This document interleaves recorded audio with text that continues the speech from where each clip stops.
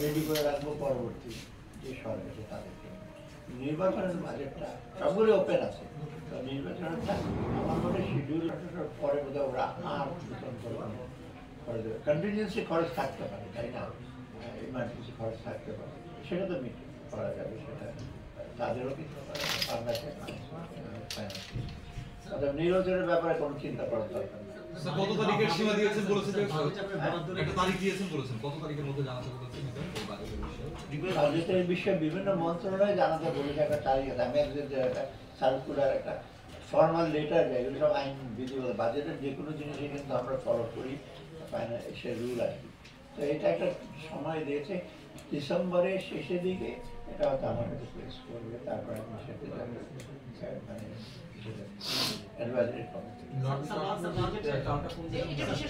এইটা চালটা নন বাটতে ভালো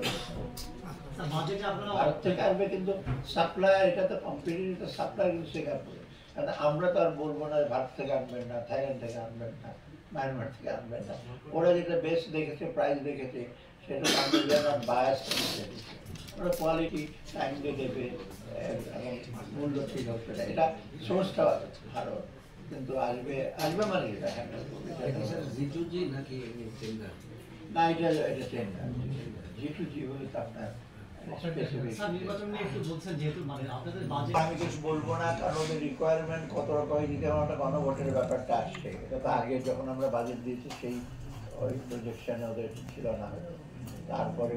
ওরা এখন আপনার যে বিদেশে যে আজকে থেকে 25 তারিখ থেকে শুরু হবে বিদেশে ভোটারদের এনরোলমেন্ট আমাদের এমবেসিতে, সেটা হয়তো তখন ফরেন মিনিস্ট্রিতে হয়তো আমরা এটা চাইতে পারি যে তাদের তো আমি দেখে আসছি, সিঙ্গাপুরে গেলাম, এর আগে আমি জাপানে গেছি, ওরা প্রিপারেটরি এসে দিচ্ছে, লোকজন যোগাযোগ করছে, সেখানে ওদের কস্ট ইনভলভ হচ্ছে, অফিসার ওভারটাইম করবে, সেটাও আমরা কম্প্রোমাইজ করবো। তবে এক্স্যাক্টলি তো আমি বলে দিতে পারবো না এখন ইমিডিয়েট। একটা বিষয় স্যার, আপনি গুরুত্বপূর্ণ উপদেষ্টা হিসেবে আছেন, নির্বাচন কমিশন বলেছে, সিইসি বলেছেন যে গণভোটটা নির্বাচন আমি 2 দিন নিয়ে আসবেন, তাদেরকে বিষয় করবেন, এগুলো একদিনে করাটা পৃথিবী অনেক বেশি তো এরকম হয়, তাই না, আপনার রেফারেন্ডাম আর হিসেব ভোট তো একদিনই হয়, অসুবিধা হওয়ার কোনো কারণ লজিস্টিক্যালি আমার মনে হয় একবারে করা বেটার, এবং এটাই কি সুস্থভাবে করা বেটার। আজকে স্যার ওই পুলিশের যে বডি ক্যামেরা কেনা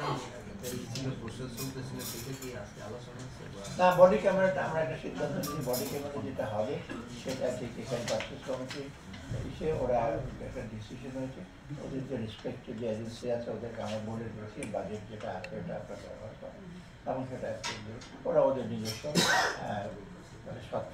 ওরা প্রচুর সংখ্যাটা ওরা করবে, ঠিক আমি খরচ অনেক বলা হচ্ছে মিডিয়ার বিভিন্ন জায়গাতে, 40,000 বলা হচ্ছে। আপনারা যেটা দেখে যে আমি কিছু বলবো না, যে এত ভয় পাওয়ার কিছু না, খরচটা মোটামুটি আমরা ইসে করবো আর কি। আমি ফাইন্যান্স মিনিস্ট্রিতে আমি চেষ্টা করি যতটুকু সাশ্রয়ী হওয়া যায়, যদিও আপনারা অনেক সময় অর্থমন্ত্রীর সাথে অনেক কিছু কথা বলেন, 100 গাড়ি দিয়ে দেওয়া হয়েছে আগের মন্ত্রীদের জন্য, এই সমস্ত আপনার ভুল বার্তা দেবে। আগের গাড়িগুলো কিন্তু 100 কোটি ওটা যে আগামী কি মন্ত্রীদের জন্য দেওয়া হয়েছে, ওটা দেওয়া হয়েছে যেগুলো রিপ্লেসমেন্ট, যা ওটা আমরা ক্যান্সেল করেছি, এখন আপাতত দরকার।